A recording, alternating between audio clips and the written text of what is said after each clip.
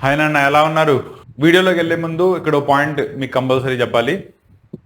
First point వచ్చేటప్పటికల్లా, ఇంతకుముందు మీరు regular exams రాసినప్పుడు ఇచ్చిన questions, that is guess questions ఏమైతే ఇచ్చానో అవి బెటర్మెంట్ దానికి సరిపోతాయా? ఆల్రెడీ చెప్పాను, మళ్ళీ చెప్తున్నాను. 60 to 65% సరిపోతాయి. 30 to 35% ఎక్స్ట్రా క్వశ్చన్స్ కూడా నేర్చుకోవాలి. మోస్ట్లీ కనుక తీసుకున్నట్టయితే 1 మార్క్ అండ్ 2 మార్క్ దానిలో. ఎందుకంటే వాటిల్లో చాయిస్ లేదు. క్వశ్చన్ మిస్ అయితే ఆ మార్క్ వెళ్ళిపోతాయి. మీరు రాసేది బెటర్మెంట్ ఎగ్జామ్స్, మార్క్స్ ఇంప్రూవ్మెంట్ కనబడాలి కాబట్టి ఇంప్రూవ్మెంట్ దానికి రిమైనింగ్ క్వశ్చన్స్ కూడా చదువుకోవాలి. ఓకేనా? దాంట్లో అన్ని క్వశ్చన్స్ అన్ని చాప్టర్స్ కలిపి ఒకే వీడియోలో చేసేసి మీకు అప్లోడ్ చేయడం జరుగుతుందా అంటే జరగదు. ఎందుకంటే మీకు ప్రతి చాప్టర్ నుంచి అనాలిసిస్ నేను ఒకసారి మీకు మొన్న ఇచ్చిన ఎగ్జామ్ దానిలో ఏవేం క్వశ్చన్స్ ప్యాటర్న్లో ఏవేం కవర్ చేశాడు, ఏవేమి వదిలేశాడు, వాటిల్లో చాప్టర్ వైజ్ ఏవేవి ఇంకా కవర్ చేయాల్సి వస్తుంది, ఇవన్నీ చూసుకుంటూ మీకు గెస్ట్ పేపర్స్ రాసి ఇవ్వాల్సి వస్తుంది. కాబట్టి ఈ ప్రాసెస్ మొత్తానికి ఇట్ విల్ టేక్స్ టైం. ఓకేనా? రెండో పాయింట్, నేను కంప్లీట్లీ ఆన్లైన్లో మాత్రమే ఉండే ఫ్యాకల్టీని కాదు. అర్థమైందా? ఆన్లైన్లో ఉన్న నా స్టూడెంట్స్ కూడా బెనిఫిట్ పొందాలి అని చెప్పి నేను క్లాసెస్ తీసుకున్నా. కానీ మెయిన్ స్ట్రీమ్ వచ్చేటప్పటికల్లా ఆఫ్లైన్ క్లాసెస్. ఓకేనా? డే మొత్తంలో వాటిని కవర్ చేసుకుంటూ మీకు కూడా టైం తీసి ఈ పేపర్స్ని అందించడం జరుగుతుంది. కాబట్టి చాప్టర్ వైజ్ మ్యాథ్స్ కానీ, ఫిజిక్స్ కానీ, బయాలజీ కానీ, కెమిస్ట్రీ కానీ ఇవ్వడానికి it will take time. So నేను మీకు సజెస్ట్ చేసేది ఏంటయ్యా అంటే, proceeds through the simultaneous preparation. నేను ఏదైతే పర్ డే వచ్చేటప్పటికల్లా ఎవ్రీడే మీకు చాప్టర్స్ అప్లోడ్ చేయడం జరుగుతున్నాడు. కానీ ఇక్కడ ఒక పాయింట్ అయితే ఖచ్చితంగా చెప్తాను, 5వ తారీఖు లోపు ప్రతి సబ్జెక్ట్కి సంబంధించిన పేపర్స్ అన్ని మీకు అందించడానికి ట్రై చేస్తాను. సో దట్ రేపు ఎగ్జామ్కి వెళ్ళేటప్పటికల్లా మీకు ప్రాబ్లం లేకుండా అన్ని సబ్జెక్ట్స్ మళ్ళీ రివైజ్ చేసుకోవడానికి టైం ఉంటుంది. ఓకేనా? సో దానికి కనుక ఓకే అయినట్టయితే మీరు నా క్లాసెస్ ద్వారా ప్రిపరేషన్ని ముందుకు తీసుకెళ్ళండి. చాప్టర్ వైజ్ గెస్ట్ క్వశ్చన్స్ ఇస్తున్నాను, వాటన్నిటిని కవర్ చేసుకుంటూ వెళ్ళండి. అండ్ రేపు బెటర్మెంట్ ఎగ్జామ్ దానికి అయిపోయిన చాప్టర్స్ అన్ని కూడా మళ్ళీ రివైజ్ చేసుకుంటూ వెళ్ళండి. అంతే తప్ప మొత్తం సిలబస్ నాకు ఒకసారి చేతికి వచ్చిన తర్వాత మాత్రమే నేను రివిజన్ స్టార్ట్ చేస్తాను అంటే కనుక ఈ ప్యాటర్న్ దానికి సరిపోదు. క్లారిటీ వచ్చిందా? కాబట్టి proceeds through the simultaneous revision. క్లియరా? రెండోది, దానిలో భాగంగా ఆల్రెడీ కెమిస్ట్రీకి సంబంధించింది ఇచ్చాను, ఫిజిక్స్కి సంబంధించింది స్టార్ట్ చేశాను. అలాగే ఫిజిక్స్కి సంబంధించి ఈరోజు units and measurements chapter, and దానికి తర్వాత మోషన్ అండ్ స్ట్రైట్ లైన్, ఇలా చాప్టర్ వైజ్ ఇచ్చుకుంటా వెళ్తాను. వాటిల్ని చాప్టర్ వైజ్ ఇచ్చాను కాబట్టి చాప్టర్ వైజే ముందు కంప్లీట్ చేసుకుంటూ వాటిల్లో పర్ఫెక్ట్ అవ్వండి. క్లారిటీ వచ్చిందా? ఎందుకంటే నేను మళ్ళీ చెప్తున్నాను కదా, బెటర్మెంట్ అంటే 10% మార్క్స్ గెయిన్ చేసుకోవడం మన మెయిన్ మోటో. కాబట్టి దానికి తగ్గట్టుగానే ప్రిపరేషన్ని ముందుకు తీసుకెళ్ళండి. పాయింట్ అర్థమైందా? నో, ఈ రోజు క్లాస్ సెషన్లోకి వెళ్తే కనుక యూనిట్స్ అండ్ మెజర్మెంట్, దీని నుంచి మీకు 3 మార్క్స్ వస్తాయి. దట్ ఈస్ ఒక 1 మార్క్ క్వశ్చన్ వస్తుంది, ఒక 2 మార్క్ క్వశ్చన్ వస్తుంది.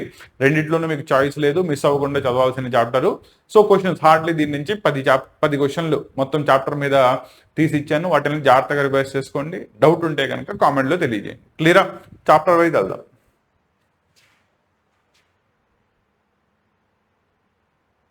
నా ఫస్ట్ చూసుకోండి, 1 మార్క్ అండ్ 2 మార్క్ కల్పించాను. దీనిలో ప్లేన్ యాంగిల్ని డిఫైన్ చేయమని చెప్పాడు.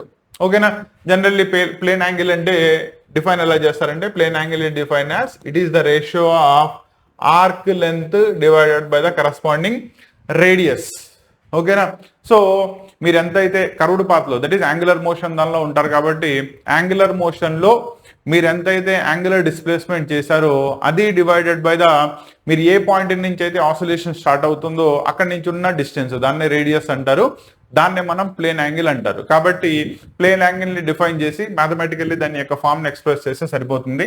రెండోది, what is meant by dimensional formula. Dimensional formula అంటే ఏంటి అన్నాడు. డైమెన్షనల్ ఫార్ములా అంటే ఏం లేదు, మనకి బేసిక్ డైమెన్షన్స్ వచ్చేటప్పటికల్లా మాస్కి తీసుకుంటే ఎమ్, అలాగే డిస్టెన్స్కి తీసుకుంటే ఎల్, టైంకి తీసుకుంటే టీఈ. ఇలా ఉన్నప్పుడు ప్రతి క్వాంటిటీని కూడా ఎయిదర్ ఫండమెంటల్లోనో లేదా ఫండమెంటల్ యూజ్ చేసి డిరైవ్డ్లోనో తీసుకొస్తాం. వీరెండింటిలో దేనిలోకి తీసుకొచ్చినా కూడా డైమెన్షన్స్ మాత్రం basic, that is mass, length, time, వీటిల్లో ఉంచి మాత్రమే ఎక్స్ప్రెస్ చేయడం జరుగుతుంది. సో వీటిల్ని కొన్నిటిని డైరెక్ట్లీ ఎంఎల్టీలో కనుక చెప్పినట్టయితే కొన్నిటిని raised to their powers express చేయాల్సి వస్తుంది. వాటిల్ని మనం ప్రతి ఫిజికల్ క్వాంటిటీకి రాసే డైమెన్షనల్ ఫార్ములా అంటారు. ఏదైనా ఒక దాని యొక్క ఎగ్జాంపుల్ రాయండి సరిపోతుంది. ఓకేనా? Next, write the physical quantities that are having ఇది ప్రింట్ పడినట్టు లేదు. యాక్చువల్లీ ఇక్కడ ఈ బిట్ వచ్చేటప్పటికల్లా జౌల్ పర్ మీటర్, రెండోది వచ్చేటప్పటికల్లా జౌల్ పర్ మీటర్ స్క్వేర్. ఈ రెండు యూనిట్స్ ఉన్న ఫిజికల్ క్వాంటిటీస్ ఎవరు అని అడుగుతున్నాడు. ఇక్కడ ఏం లేదు, జౌల్ పర్ మీటర్ ఎప్పుడు వస్తుందయ్యా అంటే మనకి work done is equal to force into displacement అని తెలుసు కదా. Therefore force is equal to ఏమవుతుంది, work divided by displacement. Therefore work units joules అవుతాయి, డిస్ప్లేస్మెంట్ కి మీటర్స్ అవుతాయి. అంటే ఎంత వచ్చింది, జౌల్ మీటర్ పవర్ -1. అలాగే జౌల్ మీటర్ పవర్ -2 అంటే ఇట్ ఈస్ సర్ఫేస్ టెన్షన్, దానికి యూనిట్స్ అవుతాయి. కాబట్టి మిమ్మల్ని అడిగింది ఏ ఫిజికల్ క్వాంటిటీకి ఈ యూనిట్స్ వస్తాయని అడిగారు. కాబట్టి జౌల్ పర్ మీటర్ అయితే కనుక force, whereas joule per metre square అయితే కనుక సర్ఫేస్ టెన్షన్. క్లియరా? మూడోది, సో ఇది మూడోది. నాలుగోది వచ్చేటప్పటికల్లా ఫిజికల్ క్వాంటిటీకి డైమెన్షన్స్ అంటే ఏంటి, ఆల్రెడీ మీకు డెఫినేషన్ చెప్పాను, దానికే ఒక ఎగ్జాంపుల్ రాయండి. Why do we have different units for the same physical quantity? Okay, physical quantity same ఉంటుంది కానీ వాటి యొక్క డైమెన్షనల్ అనాలిసిస్ మారిపోతుంది, డిఫరెంట్ యూనిట్స్ వస్తాయి. దానికి ఏం లేదు, మనకి ప్రతి ఫిజికల్ క్వాంటిటీకి కూడా డిఫరెంట్ స్కేల్స్ ఉన్నాయి, అవునా? ఇంటర్నేషనల్ సిస్టమ్ ఉంటుంది, ఎంకేఎస్ సిస్టమ్ ఉంటుంది, సిజిఎస్ సిస్టమ్ ఉంటుంది, ఎఫ్పిఎస్ సిస్టమ్ ఉంటుంది. సో నువ్వు ఏ సిస్టమ్ ఆఫ్ యూనిట్స్ ని యూజ్ చేసి దాన్ని ఎక్స్ప్రెస్ చేసావు అనే దాన్ని బట్టి మీరు రాసే యూనిట్స్ మారిపోతుంది. క్లారిటీ వచ్చిందా? ఫర్ అన్ ఎగ్జాంపుల్ లెంత్ ని ఫైండ్ అవుట్ చేసుకున్నారు, ఎస్ఐ యూనిట్స్ లో కానీ లేదా ఎస్ఐ యూనిట్స్ లో కనుక రాయాల్సి వస్తే మీటర్స్ లో రాస్తారు. అదే సిజిఎస్ లో రాయాలంటే ఏమైంది, సెంటీమీటర్స్ లో రాస్తారు, అవునా? కానీ ఇక్కడ క్వాంటిటీ రిమైన్స్ ద సేమ్, లెంతే కదా. కానీ ఏ సిస్టమ్ ని బేస్ చేసి యూనిట్స్ ని చెప్తున్నారో దాన్ని బేస్ చేసుకుని ఆ యూనిట్స్ యొక్క ఎక్స్ప్రెషన్స్ మారిపోతాయి. అదే మిమ్మల్ని ఇక్కడ క్వశ్చన్లు అడిగాడు. క్లియరా? నెక్స్ట్ ఇది, what are 2 fundamental physical quantities used to measure angle? ఏ యాంగిల్ నైనా మెజర్ చేయాలంటే 2 ఫిజికల్ క్వాంటిటీస్ ఏంటి, ఒకటి ప్లేన్ యాంగిల్, రెండోది సాలిడ్ యాంగిల్. ఓకేనా?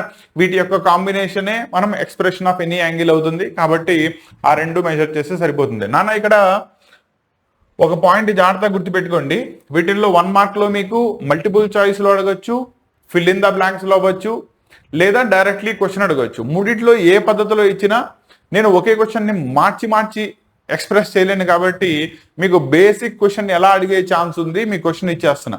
క్లియరా? దాన్ని బేస్ చేసుకుని అది ఎలా ఇచ్చినా కూడా రాసేలాగా వాటి ఆన్సర్స్ ని ప్రిపేర్ అవ్వండి. అర్థమైందా? మల్టిపుల్ చాయిస్ లో ఇచ్చారనుకోండి అది ఇంకా కష్టం, 4 ఆప్షన్స్ ఇస్తాడు, 4 టెంప్టింగ్ గా ఉంటాయి. నీకు ఆన్సర్ పర్ఫెక్ట్లీ తెలిస్తేనే దానికి ఆప్షన్ ప్రాపర్లీ పెట్టగలవు. కాబట్టి డైరెక్ట్లీ ఆన్సర్స్ ప్రిపేర్ అవ్వండి, ఆప్షన్ స్టిక్ చేయడం ఈజీ అవుతుంది. క్లియరా? 2 మార్క్స్ దాంట్లో అంటారా, 2 మార్క్స్ క్వశ్చన్స్ మీకు చాయిస్ లేదు, కంపల్సరీ రాయాలి. కానీ it should be covering of the 2 points. అంటే డెఫినేషన్స్ కానీ లేదా కరస్పాండింగ్ రీజన్స్ కానీ ఈ క్వశ్చన్స్ అన్ని కూడా 2 మార్క్స్ లో వస్తూ ఉంటాయి. విత్ అన్ ఎగ్జాంపుల్ ఎక్స్ప్లెయిన్ చేయాలి. ఓకేనా? Next, distinguish between fundamental units కి డిరైవ్డ్ యూనిట్స్ కి మధ్యలో తేడాలు రాయమన్నాడు.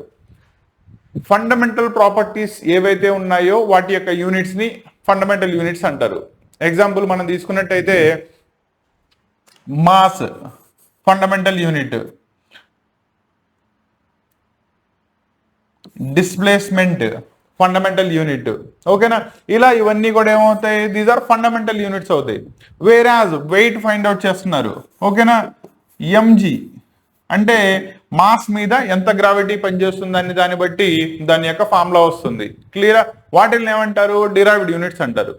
సో ఏవైతే ఫండమెంటల్ ఫిజికల్ ప్రాపర్టీస్ ఉన్నాయో వాటి యొక్క యూనిట్స్ ని ఫండమెంటల్ యూనిట్స్ అయితే, డిరైవ్డ్ ఫిజికల్ క్వాంటిటీస్ ఏవైతే ఉన్నాయో వాటి యొక్క యూనిట్స్ ఏమంటారు, డిరైవ్డ్ యూనిట్స్ అంటారు. For example density is equal to formula రాయమంటే ఏం రాస్తారు, మాస్ బై వాల్యూమ్. విడివిడిగా తీసుకున్నట్టయితే మాస్ ఫండమెంటల్, వాల్యూమ్ ఫండమెంటల్. కానీ density is equal to mass by volume ratio రాసినప్పుడు it becomes a derived unit కింద మారిపోతుంది.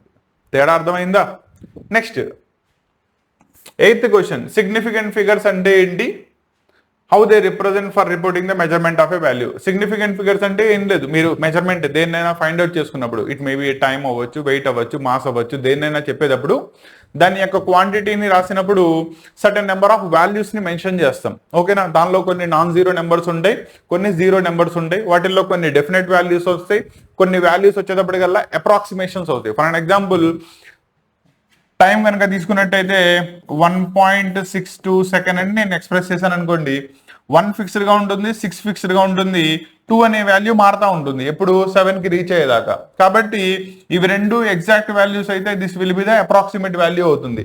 నౌ ఆ combination of non zero values ఏవైతే ఉన్నాయో, ఫర్ ఎగ్జాంపుల్ దీనిలో కనుక తీసుకున్నట్టయితే 1, 6, 2 3 సిగ్నిఫికెంట్ ఫిగర్స్ ఉన్నాయి. అలా చెప్పే పద్ధతిని ఏమంటారంటే రిప్రజెంటేషన్ ఆఫ్ వాల్యూస్ ని సిగ్నిఫికెంట్ ఫిగర్స్ అంటారు. దీని మీద number of significant figures identify చేయడం మీద ఏదైనా 1 లేదా 2 ఎగ్జాంపుల్స్ రాయండి సరిపోతుంది. క్లారిటీ వచ్చిందా? సో ఇది యూనిట్స్ అండ్ మెజర్మెంట్స్ చాప్టర్ నుంచి మీకు 1 మార్క్ అండ్ 2 మార్క్ ఓవరాల్ గా 3 మార్క్స్ కి క్వశ్చన్స్ వస్తాయి. జాగ్రత్తగా చెప్తున్నాను, మళ్ళీ చెప్తున్నాను, జాగ్రత్తగా చూసుకోండి. ఈ చాప్టర్ లో 1 మార్క్ కి చాయిస్ లేదు, 2 మార్క్ దానికి కూడా చాయిస్ లేదు. కాబట్టి చాయిస్ కింద వదిలేయకుండా కంపల్సరీ చదవాల్సిన చాప్టర్. సో కంపల్సరీ క్వశ్చన్స్ అన్నింటిని కూడా రివైజ్ చేసుకోండి. హార్డ్లీ మీకు ఎన్ని ఇచ్చాను? 8 క్వశ్చన్స్ ఇచ్చాను. ఓకేనా? హార్డ్లీ ఒక హాఫ్ అన్ అవర్ ప్రాపర్లీ కూర్చుంటే మీకు రివిజన్ అయిపోతుంది. అండ్ రెండోది రిప్రజెంట్ చేసేటప్పుడు కూడా డెఫినేషన్స్, వాటి ఎగ్జాంపుల్స్, క్వాంటిటీస్, వాటి యొక్క యూనిట్స్ ఇవన్నీ కూడా జాగ్రత్తగా రిజర్వ్ చేసుకోండి. క్లియరా? ఎందుకంటే ఫిజిక్స్ దాంట్లో మీకు ఫిజికల్ పారామీటర్ చెప్పిన దానికంటే కూడా దాని యొక్క యూనిట్స్ రాయడం అనేది చాలా ఇంపార్టెంట్. ఒకవేళ నువ్వు మొన్న రాసిన ఎగ్జామ్లో పేపర్లో మార్క్స్ తక్కువ వచ్చి ఉంటే ఫిజిక్స్లో, దానికి బేసిక్ రీజన్ ఇదే ఉంటుంది. కాబట్టి దాన్ని ఓవర్కమ్ చేసుకుంటూ ఈసారి నీ ప్రిపరేషన్ని ముందుకు తీసుకెళ్ళు. క్లియరా? నెక్స్ట్ చాప్టర్తో మళ్ళీ కలుస్తాను.